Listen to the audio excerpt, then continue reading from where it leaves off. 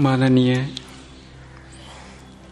सत्येंद्र सिंह जी, पूजनीय मातृशक्ति, मुनिगण, ब्रह्मचारीगण, ऋग्वेदादि भाष्य भूमिका, उपासना विषय महर्षि दयानंद उपासना के विषय में वेद, योग दर्शन और उपनिषद के प्रमाण दे रहे हैं। योग दर्शन का हम देख रहे थे, यम नियम के विषय में महर्षि स्वामी दयानंद जी यहाँ चर्चा कर रहे हैं। नियम हम देख रहे थे, शौच, शुद्धि, बाह्य और आभ्यंतर, संतोष, तप। कल हमने इन तीन पे चर्चा की थी। तप तीन प्रकार का गीता में कहा है, शारीरिक तप, वाचिक तप और मानसिक तप। शारीरिक तप के लिए लिखते हैं, देव द्विज गुरु प्राज्ञ पूजनम शौचमार्जवम ब्रह्मचर्यम अहिंसा च शारीरम तप उच्यते। शरीर का तप कहा है। देव जो हैं, द्विज जो हैं, गुरु हैं, प्राज्ञ हैं। देव से यहाँ वो देवता नहीं जो हम लोक में सुनते आए हैं। देव से यहाँ महर्षि स्वामी दयानंद जी ने जो देव खोले हैं, माता पिता आचार्य इत्यादि, उनका। द्विज ब्राह्मण आदि, गुरु हमारे जो गुरु होते हैं, प्राज्ञ विद्वान लोग, इनका पूजन करना, इनका सत्कार करना भी ये शारीरिक तप है। इनको जितना हम आदर सत्कार देंगे, सम्मान देंगे, समझिए कि हमारा तप चल रहा है। और यदि हम अपने माता पिता, गुरु, आचार्य, विद्वान आदि उनका सम्मान नहीं कर रहे, कहीं न कहीं हमारी चेष्टाओं से, हमारी बातचीत से, हमारे व्यवहार से उनको दुख हो जाता है, आहत हो जाते हैं, तो समझिए कि तप के विपरीत हो जाता है।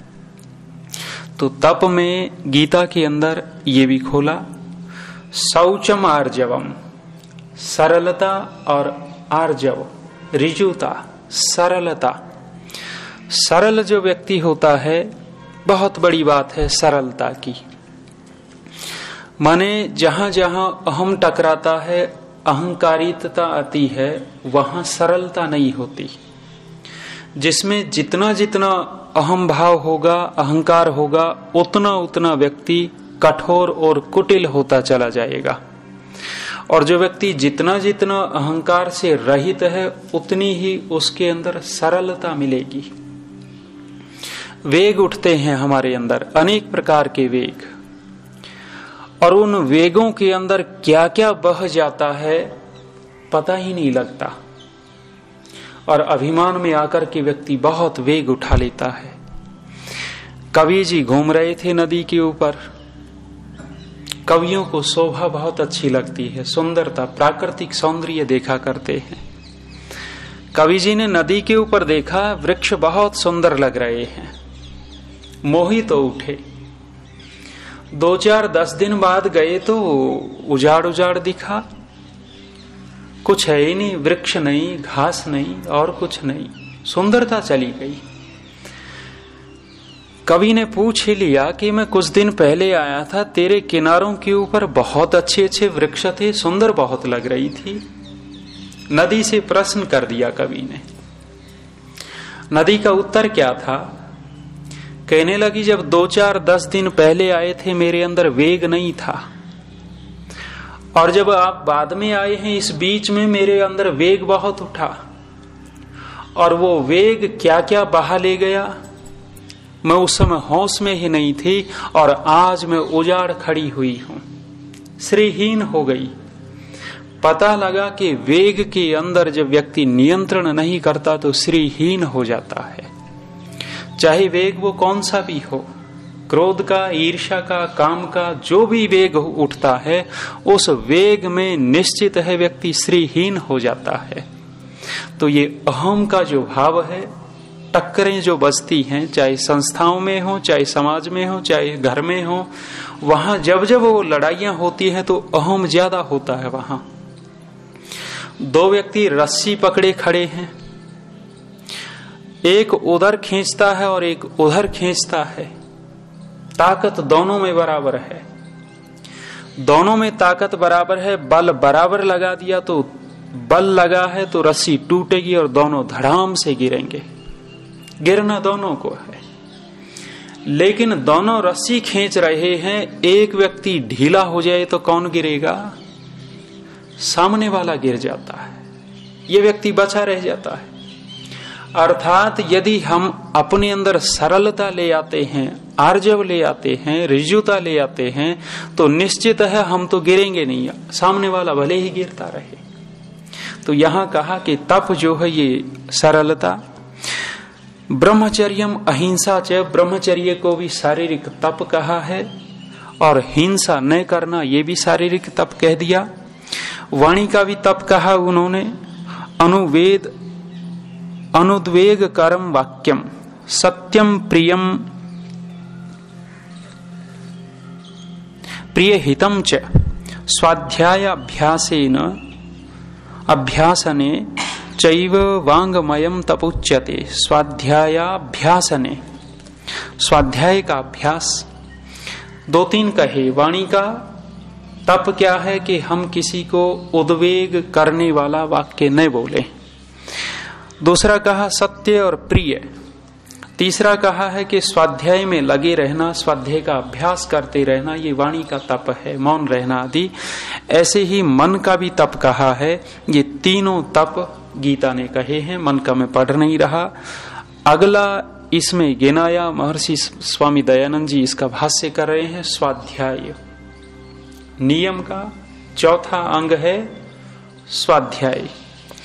स्वाध्याय के विषय में महर्षि कह रहे हैं, वेदादि सत्य शास्त्राणाम अध्ययन अध्यापने प्रणव जपो वा। ये स्वाध्याय खोल दिया। वेदादि सत्य शास्त्रों का पढ़ना और पढ़ाना स्वाध्याय में। ऋषि दयानंद अधूरी बात नहीं छोड़ते, पढ़ाना साथ में जोड़ दिया। और एक बात जोड़ दी, प्रणव जप। पता नहीं कौन कह रहा था, कहने लगे मेरा काम जब योग दर्शन से चलता है तो मैं दूसरे शास्त्र क्यों पढ़ूं। कोई यही कह रहा था, शायद मुझे ध्यान नहीं आ रहा, किसी ने बताया। कहने लगे मेरा काम योग दर्शन से चलता है तो मैं दूसरे ग्रंथों को क्यों पढ़ूं। इस वाक्य में कितना छल भरा हुआ आप देख सकते हैं।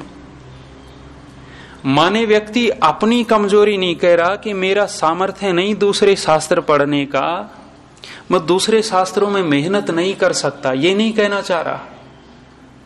दिखावा ये कर रहा है कि मैं योग्य बहुत हूं, लेकिन मेरा काम योग दर्शन से चल रहा, मुझे दूसरे ग्रंथों की जरूरत ही नहीं। और योग्यता कितनी है? योग्यता बहुत कम। योग दर्शन के एक दो सूत्रों का वो अर्थ नहीं कर सकते, भाष्य की तो बात दूर रही। तो ये है छल। यहां कह रहे हैं कि स्वाध्याय वेद आदि सत्य शास्त्रों का सतत पढ़ते रहना और पढ़ाते रहना, ये है स्वाध्याय। और ये योग के नियम के दूसरे अंग का चौथा अंग दे दिया ऋषि ने। पीछे स्वाध्याय के विषय में चर्चा होती रही। स्वाध्याय कितना बड़ा तप है, स्वाध्याय को भी तप कहा। पूज्य आचार्य जी क्या कह रहे थे कि बड़ी सी सेज बिछी हुई हो, अतिशोक्ति अर्थवाद, सेज बिछी हुई हो फूलों की और व्यक्ति लेटा हुआ है, ऐसे हाथ रख करके पैर के ऊपर पैर भी रखे है और उस समय वेद का स्वाध्याय कर रहा है। अलंकार जोड़े हैं, सब कुछ है। माने सुविधाओं से भरपूर है और लेट करके वेद पढ़ रहा है तो भी वो बहुत बड़ा तप कर रहा है, सामान्य चीज नहीं है। वेद का अध्ययन जो स्वाध्याय है ये योग का बहुत बड़ा अंग है और ये मार्ग प्रशस्त करता है। व्यक्ति ये सोचता रहे कि मैं तो परोपकार करूंगा, परोपकार में ही मेरा तो सब कुछ हो जाएगा, ना, पूर्णता नहीं आ सकती। व्यक्ति सोचे कि हम तो ध्यान से ही काम चला लेंगे, और क्या जरूरत है, पूर्णता नहीं आ सकती। स्वामी ब्रह्मानंद वडलूर वाले, उनका पूर्व नाम आचार्य वेद व्रजी मीमांसक, सुंदरपुर आए थे वो बहुत पहले एक विद्यार्थी को छोड़ने। उस समय संन्यास नहीं लिया था इन्होंने। एक ब्रह्मचारी जी ने पूछा कि आचार्य जी, संध्या करने के लिए कितना स्वाध्याय करना चाहिए? ठीक ठीक संध्या उपासना करने के लिए कितना स्वाध्याय हम करें? तो उन्होंने कहा कि यदि आधा घंटा आपको उपासना करनी है तो 1 घंटा स्वाध्याय करें। यदि 1 घंटा उपासना करनी है तो 2 घंटा सत्य शास्त्रों का, मोक्ष शास्त्रों का स्वाध्याय अवश्य करें। माने पता लगा कि उपासना में बहुत बड़ा सहायक है स्वाध्याय। यदि मोक्ष शास्त्रों का स्वाध्याय ठीक ठीक नहीं हो रहा तो हमारी उपासना भी ठीक ठीक नहीं होगी, क्योंकि शास्त्र हमारे संशयों को छिन्न भिन्न करते रहते हैं। कोई हमारे अंदर शंका उठती है तो, और शास्त्र का सतत हमारा अध्ययन चल रहा है, वो शंका अपने आप निर्मूल होती चली जाएगी और साधना में प्रगति होगी। इसलिए ऋषिवर ने कहा है, वेद आदि सत्य शास्त्रों का अध्ययन और अध्यापन। दूसरा कहा प्रणव जपो वा, स्वाध्याय एक और खोल दिया, प्रणव का जप, और केवल वो नहीं, ओम ओम ओम कर रहे हैं बस, माला वाला। बता रहा था ना, हमारे एक विद्वान, दोनों जा रहे थे हम बस में, टैक्सी से जाना था, लेकिन उनकी वो बात मुझे बहुत अच्छी लगी। कहने लगे, जब हम बस से जा सकते हैं, जब हम 100 रुपए में जा सकते हैं तो 1000 क्यों लगावें?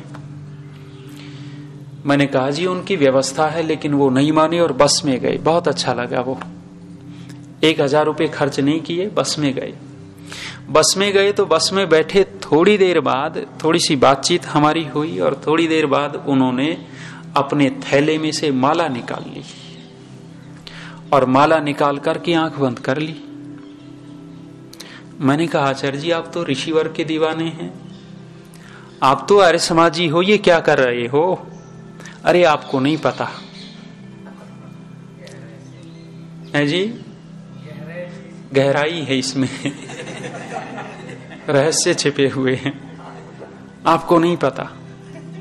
मैंने कहा, आचार्य जी ये तो ठीक नहीं है, आर्य समाज के आप प्रचारक हैं, ऋषि दयानंद जी ने इसका खंडन किया है, और आप माला लेकर के बैठ गए, और मेरे जैसे के सामने जो खंडन प्रिय है जी जी, जहां भी होता है खंडन हो जाता है मेरे से, और बहुत सारे नाराज हो जाते हैं। वो आजकल वो भजनोपदेशिकाएं चल रही हैं, आर्य समाजियों का उत्सव इनके बिना होता ही नहीं, इनको रंगीन मंच करना है। और ये भजनोपदेशिकाएं कितना लेती हैं? चर्चा हो रही थी, 2-2, 3-3 दिन के 21-21 हजार ली जाती हैं। और रोने में बड़ा, वो मंच पे कोई रो देवे तो कहना ही क्या, व्याख्यान जम गया उसका। कई बार मुझे भी रोना आता है, लेकिन मैं डरता हूं कि मेरे वास में ऐसे ही न बह जाएं, क्योंकि रोने का फैशन आ गया आज। सोनिया गांधी रो दी, भाषण देते देते रो पड़ी तो जनता ने सोचा कि इस जैसी देवी नहीं है। अगले ही दिन राजस्थान पत्रिका में एक लेख आता है राही का, बात करामात नाम से, वो व्यंग करता है। उसने कहा कि रोने का फैशन, आजकल बाबा जी रोते हैं। ये भागवत कथा वाले दूरदर्शन देख रहा था, आंसू एक नहीं आ रहा कर रहा कृष्ण भगवान, और जनता सोचती है महाराज बड़े भावुक हैं। रोना मुझे भी आता है, डर लगता है कभी ये न कह देंगे ये भी ऐसे ही पाखंड कर रहे, कई बार होता। तो आंसुओं की कीमत, वो एक जगह वो गई हुई थी, एक उपदेशिका, सप्ताह भर की कथा में बुला रखा था, अभी कुछ दिन पहले की बात है, एक बता रहे थे मुझे। एक दिन तो विलंब से गई, और इतना लंबा चौड़ा इनके पास होता नहीं कि सप्ताह भर बोलते रहे। ये वो बरसाती मेंढक की तरह होते हैं, 3-4 दिन में इनका मसाला खत्म हो जाता है। चौथे दिन गाती गाती रो पड़ी, आंसू लंबे लंबे निकाल दिए। ये माताएं नाराज न हो, इनके तो किनारे पर रहते हैं, इनके आंसू किनारे पर रहते हैं, झट ढड़क जाते हैं। रोई और रो करके कहने लगी मेरे भाई का एक्सीडेंट हो गया और मुझे तो आज रात में ही जाना पड़ेगा। ओहो, पब्लिक थी, भावुक होती है, और वो महिला रो रही है मंच पे और एक्सीडेंट हो गया भाई का। थोड़ी ही देर में 30,000 रुपए इकट्ठा हो गए। 30,000 रुपए इसको दिए, गाड़ी की, गाड़ी से भेज दिया। अगले दिन दिल्ली के किसी आसपास में हारमोनी बजा करके भजन गा रही है। देख सकते हैं भाई का एक्सीडेंट हुआ था, क्या हुआ था। रोना इसलिए पड़ा, भाई का एक्सीडेंट इसलिए किया क्योंकि अगले दिन का समय दे रखा है दिल्ली आर्य समाज में, और यदि यहीं बंधे रहे तो वहां नहीं जा सकते, वहां भी वो चली जाएगी, वो क्या बोलते हैं, दक्षिणा चली जाएगी, और यहां से तो मिलेगा ही मिलेगा। ये हाल हो गया। चलिए, स्वाध्याय हमारा है, प्रणव जप पे चल रही थी। मैंने कहा आचार्य जी ये माला क्यों टारते हो। एक तरफ मेरे से बात ही नहीं की, आंख बंद करके शुरू रहे। मन कहाँ लगने वाला है, मन तो कहीं और था। फिर थोड़ी देर बाद 1,00,000-2 लाख की बात करने लग गई। कोई उनको जरूरत थी, कहने लगी उन्होंने दिया है। कहलवाना ये चाह रहे थे भी मैं भी दे दूंगा, मेरे पास कहाँ है। वो सोचते थे कि भावना में आकर के कह देंगे, और ये भी कह रहा था मैं फरवरी तक दे दूंगा, लेकिन मैं कहाँ देने वाला, मेरे पास हैं ही कहाँ इतने। तो मानी वो माला जो है वो प्रणव जप नहीं है, वो मन का डारी के मन का फेर। ये बाहर का मन का छोड़ देवे और अंदर का फिरने लग गया तो ये बाहर की जरूरत नहीं है। प्रणव जप अर्थात तद जपस तद अर्थ भावनम, ये स्वाध्याय है। अगला और कह रहे हैं ईश्वर प्रणिधान। ईश्वर प्रणिधानम परम गुरुवे परमेश्वराय सर्वात्मादि द्रव्य समर्पणम। महर्षि का भाष्य है ये, ऋषि व्यास का अलग भाष्य है, महर्षि दयानंद जी का ये भाष्य इस पे स्वामी जी ने अलग से कर दिया। कहने लगे ईश्वर प्रणिधान क्या है, परम गुरुवे परमेश्वराय, जो परम गुरु परमेश्वर है उसके लिए सर्वात्मा आदि जोड़ दिया। अपने आत्मा वहां जब आप पढ़ेंगे कस्मई देवाय हविषा विधेम, कस्मई देवाय हविषा विधेम कितनी बार आया, 4 बार आया, और चारों बार महर्षि ने अलग अलग अर्थ किया। वहां आप देखेंगे हविषा विधेम, हविषा विधेम, तो हविषा का जब अलग अलग अर्थ करते हैं वहां ये भी किया है, अपने आत्मा और अंतःकरण से, अपनी सकल उत्तम सामग्री से, अपने संपूर्ण पुरुषार्थ से इत्यादि वहां अर्थ किए हैं। यहां भी यही कह दिया कि अपना सर्व आत्मा आदि द्रव्य समर्पित कर दे में ईश्वर प्रणिधान है, अर्थात केवल और केवल ईश्वर की आज्ञा में रह करके अपनी दिनचर्या व्यतीत करना ईश्वर प्रणिधान है। इसको पूरा कर देता हूं, समय हो गया। इति उपासना यह 5 नियमा द्वितीयम अंगम, ये उपासना के 5 नियम हैं और ये दूसरा अंग है उपासना में। नियम ये दूसरा अंग और ये 5 नियम के अलग अलग विभाग। तो महर्षि स्वामी दयानंद जी जितना सरल करते हैं, लेकिन मैंने सुना अवतार ले रहे हैं सरल करने वाले। वो कह रहे हैं कि हम सरल करेंगे। ऋषि दयानंद आदि ऋषियों ने बड़ा कठिन कर दिया, हम सरल करेंगे। यज्ञ करेंगे तो धागा बांध दिया, सरल हो गया यज्ञ। ये धागा बांध दिया तो यज्ञ में सरलता आ गई। तिलक लगा दिया तो यज्ञ में सरलता आ गई। ऋषि दयानंद जी ने विश्वानी देव और गायत्री मंत्र लिखा है, उसको छोड़ करके त्र्यंबकम बोल देवे तो यज्ञ में सरलता आ गई। वो सरल कर रहे हैं, ऐसे ऐसे अवतार ले रहे हैं, क्योंकि ऋषियों ने कठिन कर दिया, ये सरल करेंगे। तो महर्षि स्वामी दयानंद जी जैसी सरलता कहीं न मिलेगी। पकड़ो ऋषिवर को, पकड़ो आर्य समाज को, कल्याण होगा। शांति पाठ।